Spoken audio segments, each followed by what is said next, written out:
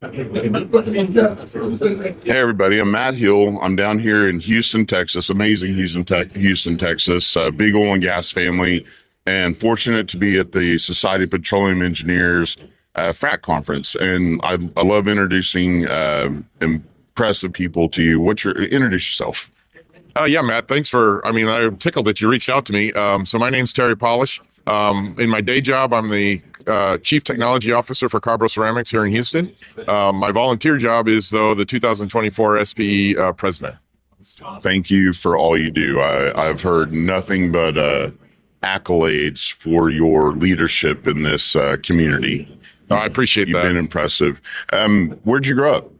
So, yeah, interesting enough, I grew up in the Midwest. I grew up in St. Louis, come from a long line of teachers. I like math and science. That's how I got into petroleum engineering. I had no idea what it was. I'd never seen an oil well till I was in college in Missouri. So, yeah. How did somebody in the Midwest get petroleum engineering even on their mind? Who sparked that interest? It's a great question. As you probably know, it always goes back to teachers. Yeah. And when I was in high school, I liked math and science. And I remember one of my science teachers, my chemistry teacher, asked me what I was going to do. And I'm like, I don't know. And he told me about engineering. And I was like, I have no idea I thought they drove trains. And so he told me about engineering, and I went to Missouri S&T for a visit. And they told me about petroleum engineering, and I was going to do chemical, but they told me how petroleum engineering, you're outside and things like that. And I love the outdoors. So this just seemed like a perfect match. And it's allowed me so many opportunities I'm so pleased that I did that. And I'm so excited. He told me he's going to be able to speak to students in Norman tomorrow. And, it's one of our many passions in this industry, but you get to hope to inspire the next generation to come in and see what we have to offer, so I'm proud of you for doing that. What do you say to them? Oh, so look, as president, as SP president, you typically have a theme for your presidency, yeah. And mine was creating our energy future. And there was a two-part thing, but the big part of that is, for me, going and talking to students, young professionals, and help them understand what is our future. So what's the future of energy? What's the future of oil and gas?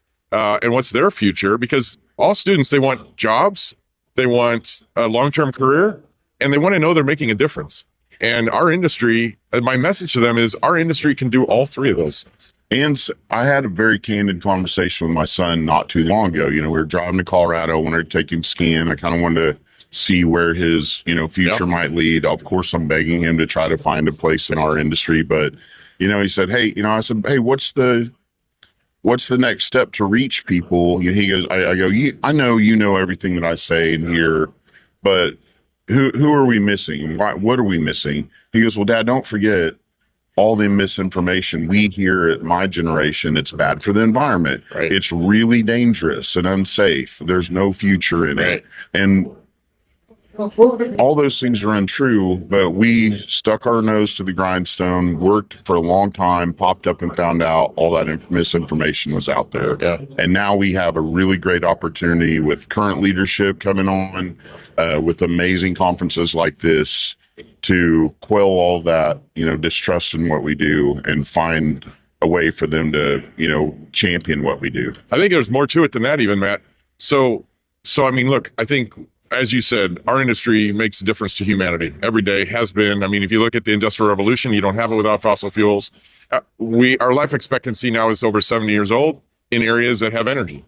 But what's also important to understand is, the image of the oil industry has always been, our recruiting has been the guy with the hard hat and the oil on his face and the pipe wrench over his shoulder. We do that. But we do virtual reality. We drive our remote operated vehicles in the ocean to service wells. We have joysticks that we're using to run drilling rigs. So the cool stuff, robotics, the science stuff, the science so and great. I always tell people that, like, drilling an offshore well is like landing a person on the moon.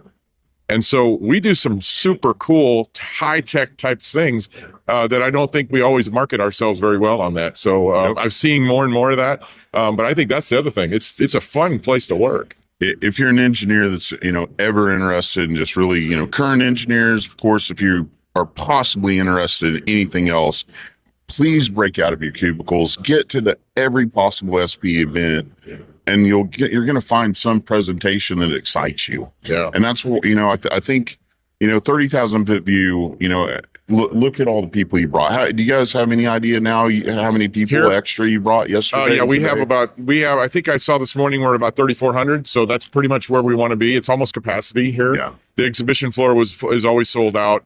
But I want to build on something just real quickly. Yeah, please. As a part of that creating our energy future, the other thing I try to explain to students I always use the analogy of a gym membership. I mean, why do we join a gym or a health club? Well, we're taking care of our physical well-being. And we think about that gym membership, it costs us something, but we don't think about cost benefit. We think about my health. Well, why do you have an SP membership? Is because you have to take on professional development yourself, as you were mentioning. So SP is one way to do that. You go to conferences to learn. You have papers you can read. You interact. I mean, look what's going on behind us. Every single person's in there learning from each other. It's always the number one thing people say about their membership is the networking opportunity. So you have to take on your professional development on your own. And I think SP provides, I'm selfish, but I think SP provides it. It's provided tremendous opportunity for me. Yeah, I'm thrilled to be here. This always gets me, this might give me enough juice to get through an entire couple months. That's a lot, right? Yeah, all right, well, good.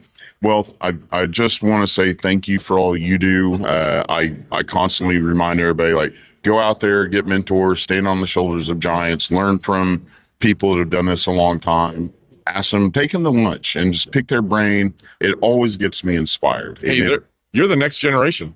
Oh, I'm we're 50. talking about how you got to find my kids. who's on this podcast. Yeah. I mean, the hydraulic fracturing, became a big deal 20 or 5 years ago, but there's going to be a next big thing, and it'll be with the young people today, what they discover. Oh yeah. We've got friends now that, they're out there getting, geothermal, lithium, helium, carbon storage. I mean, exactly. It just goes on and on and we talked earlier, our industry is the problem solving industry. It's not just energy. It's not just oil and gas.